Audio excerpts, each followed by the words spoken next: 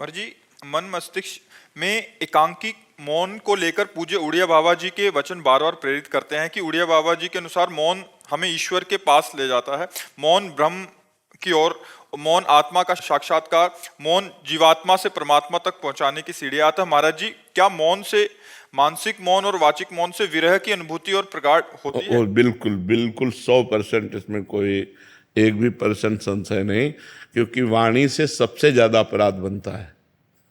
हंसी मजाक, झूठ बोलना, कई तरह की ऐसी बातें होती हैं जो हमारे वाणी से अपराध बन जाते हैं, और वाणी का बहुत बड़ा प्रभाव पड़ता है। अब जैसे हम वाणी से मौन हैं तो वो धीरे धीरे मन पर भी प्रभाव पड़ने लगता है। आप देखो कुछ दिन मौन, जैसे आप हैं तो बोलने की जैसे तो एक उदासी छा जाएगी। अब बोल सकते नहीं तो फिर एकांत का मन करेगा कि हम किसी से मिले ना, किसी से जुले ना। पर जैसे जिसका व्यापार है या नौकरी है या अन्य साधनों में रत है और साधनरत है, तो मतलब विचार मौन रहना चाहिए। विचार मौन ज्यादा उत्तम है। विचार मौन का मतलब है, जैसे आप हमसे कोई बात पूछ रहे हैं, अब हम बार बार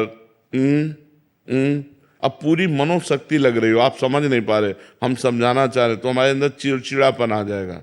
अगर अत्यंत आवश्यक है तो हम बोल देते हैं, और अत्यंत आवश्यक नहीं है तो हम उत्तर नहीं देते। इसे विचार मौन कहते हैं। जो बोलेंगे सत्य बोलेंगे, मृदु बोलेंगे, हितकर बोलेंगे, नहीं तो मौन रहेंगे। साधक जो गृहस्थी में है उसे जड़ मौन ना लेकर विचार मौन उत्तम रहेगा, क्योंकि परिवार है, गृह कार्य है। अच्छा, संत वेश में क्या है कि अब हम आज से नहीं बोलना चाहते, तुम्हारे ऊपर किसी का अधिकार नहीं, आप हमें नहीं बुलवा सकते।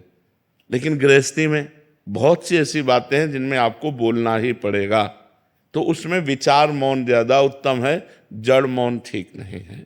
तो विचार मौन के द्वारा भी वही गति प्राप्ति की जा सकती है। वाणी का सद्व्यवहार परमार्थ को पुष्ट करता है, या वाणी का मौन, दोनों पुष्ट करते हैं। तो हम सद्वाक्य बोल करके, सद्व्यवहार करके अपने मन को निसंकल्प बनाएं, अपने मन को मौन की तरफ ले जाएं।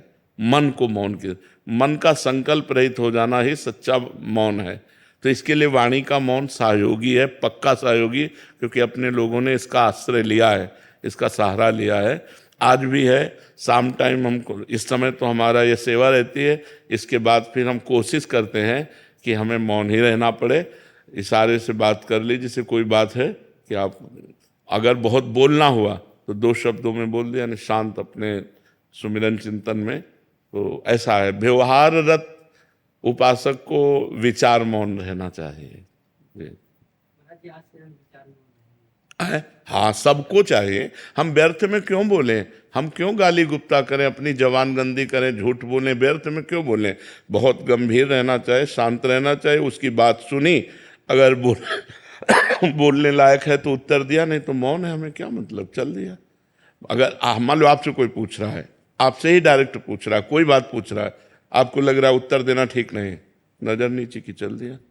वो आदमी जो समझे, पागल समझे, अभिमानी समझे, जो समझे वो समझा करे। आप तो प्रपंच रहित हैं, और जो साधक है वो समझ जाएगा, बड़ा प्रवीण साधक है, अपने आप को कैसे बचाता है, देखो मौन होकर बचा लिया।